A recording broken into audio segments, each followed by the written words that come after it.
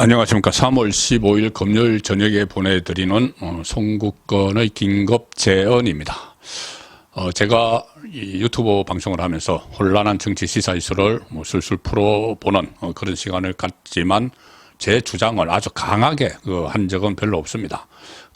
저는 이 현상을 좀 설명을 해드리고 또 그 밑에 행간에 어떤 의미가 있고 이 정도를 말씀드리고 그에 따른 생각은 여러분들 몫이기 때문에 제가 제 주장을 아주 강하게 간혹 할 때는 있지만 주장을 할 때는 있지만은 이렇게 해야 된다고 누구 특정인을 상대로 이렇게 이야기한 적은 저는 제 기억에는 없는 것 같습니다. 자, 그런데 오늘은 제가 국민의힘 지도부의 제언을 좀 강하게 하려고 합니다. 바로 장예찬 국민의힘 부산 수영구 후보 문제입니다.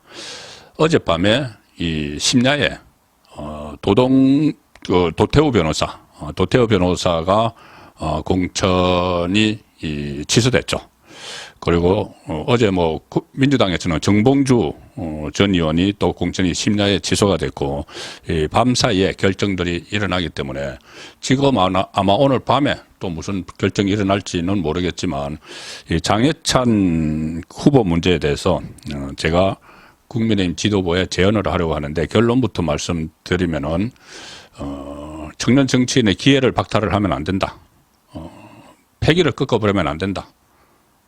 왜냐하면은 지금 논란이 몇 가지가 되고 있지만 다른 또 그것을 상쇄할 수 있는 부분도 있고 그 논란이 과연 정치적으로 청년 정치인의 미래를 아예 그냥 덮어버릴 만한 그런 논란인가 보기에 따라서는 아주 문제의식을 가지고 생각을 할 수도 있겠지만은 장예찬 후보의 발언들에 대해서 제가 한 번씩 이렇게 하나하나 전부 다 이렇게 다루기는 어려운 것이고 몇 가지 지금 문제되는 부분만 일단은 먼저 말씀을 드리겠습니다. 저도 이 글을 쓰는 사람이고 그래서 이거 글을 읽으면은 그 시점에 그 작자, 이 글을 쓴 사람의 심리 같은 것이 좀 어느 정도 보이기는 합니다. 저도 한 기자 생활 35년 이상을 했고, 자, 일단 첫 번째, 장예찬 막말, 소위 말하는 막말이라고 불리는 그 논란의 시작은 난교 발언이었죠. 난교. 뭐냐면은 2014년에 페이스북에 글을 올립니다. 자, 내용은 이겁니다. 매일 밤 난교를 즐기고 예뻐장하게 생겼으면 남자든 여자든 가리지 않고 집적되는 사람이라도 맡은 직무에서 전문성과 책임성을 보이면 프로로서 존경받을 수 있는 사회가 건강한 사회지 않을까. 자, 일단 프로에 대한 어떤 존경심 이런 겁니다. 이런 것을 하는데 그것을 오버한 거죠. 이렇게 난교를 즐기고 이렇게 하더라도 자기 맡은 분야에서 최고가 되면은 그 정도는 좀 용납되는 거 아닐까 이런 이야기인데 말도 안 되는 이야기죠.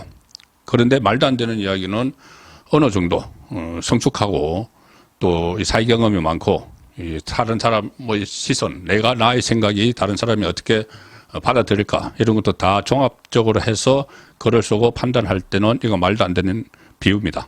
그러니까 한마디로 말씀드리면 풋나기 같은 풋내기 발상이죠. 풋내기의 발상. 자, 이 글을 쓴 것이 2014년 장예찬 후보의 나이가 26세 때입니다. 26세 때 말도 안 되는 이야기지만 풋나기 같은 발상으로 이런 글을 지금 남긴 겁니다. 또 다시 오래전 몇 년 전에 쓴 글들. 사무실 1층 동물병원 폭파하고 싶다. 난 식용을 제외한 지구상의 모든 동물이 사라졌으면 좋겠다. 이런 것은 저는 이것을 보고 어떤 생각을 했냐면은 다음에 이 글도 마찬가지입니다. 어떤 추가 후원을 결심을 했다. 추가 후원을 결심을 하면서 후원을 이제 해야 된다. 이 이야기를 하면서 남자들은 룸 2번 갈 거 한 번만 가면 몇 명을 후원할 수 있는 거냐. 여자들은 백 좀 작작 사시고 후원하자 이거죠. 자, 그런데 상당히 과한 비유를 들었죠. 이것도 역시 치기가 가득한 그런 글들입니다. 치기가 가득한 글들이고, 이 사무실 1층 동물병원 폭파하고 싶다. 갑자기 이런 글을 쓰고, 그 동물들이 싫다. 지구상의 모든 동물이 사라졌으면 좋겠다. 이거는 뭐 현실적으로 불가능한 일이죠. 식용을 제외하고. 자, 이런 것은 제가 장해찬 후보가 이 과거에 판타지 소설을 쓴 걸로 제가 알고 있습니다.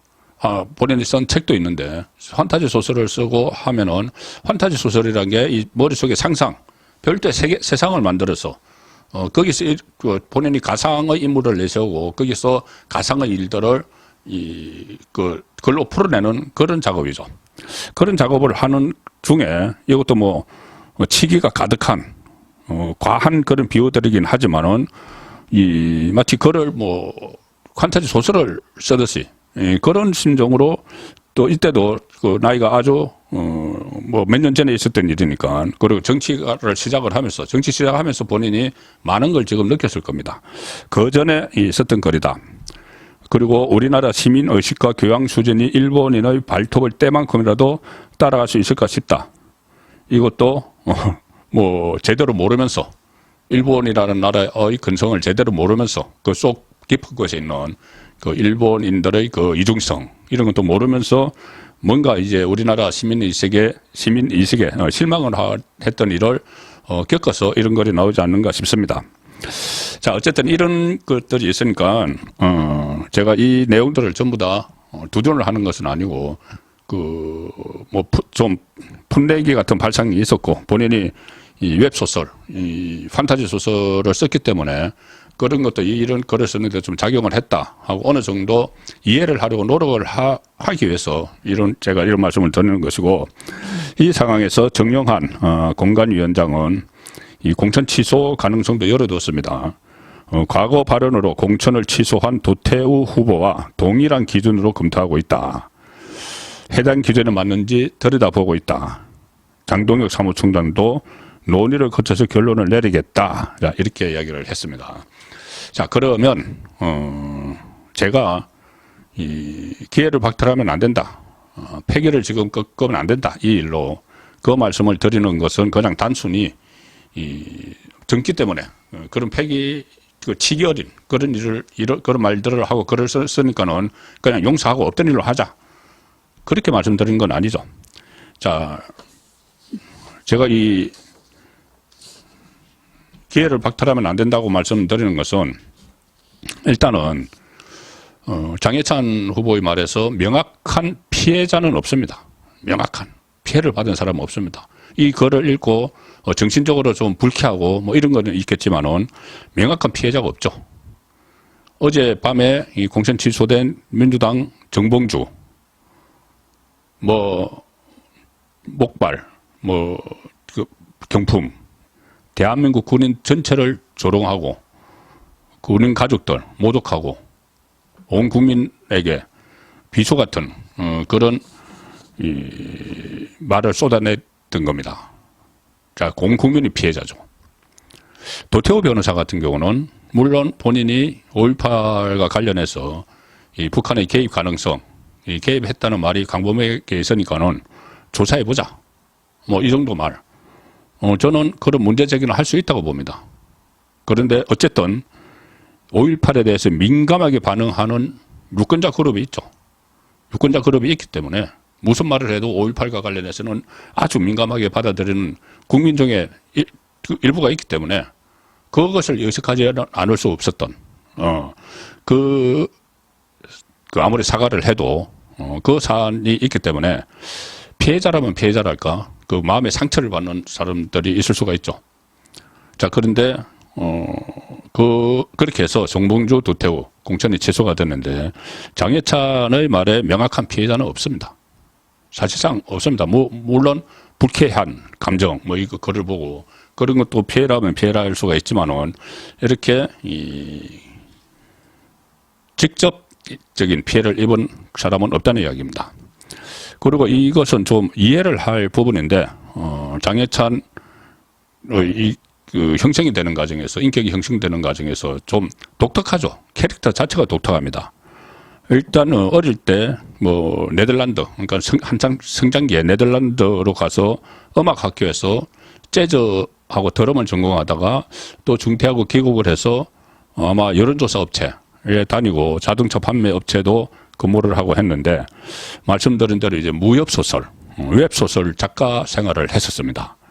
그래서 이 작품을 쓸 때도 이 작가적 상상력으로 사회 현상을 이렇게 좀 비틀기도 하고 그런 그 작업들을 많이 하죠. 그래서 글로 묘사, 사회 현상을 글로 묘사하다가 보니까 조금 전에 소개드린 그런 치기 어린 내용들이 있었다.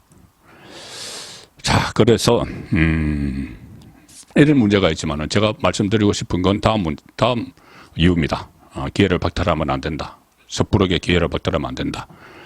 자, 잘못은 있습니다. 있다고 쳐도 그것을 상쇄할 수 있는 공이 있으면은, 공을 세운 게 있으면은, 공적이 있으면은 그것은 충분히 또 수용을 할 수가 있죠. 지금 공적이라면은, 지금 장해찬 후보에 대해서 만약에 박탈을 하게 되면은 후보 자리를 박탈하겠죠. 이 후보 자리는 여당의 후보, 그 국회의원 선거 후보입니다.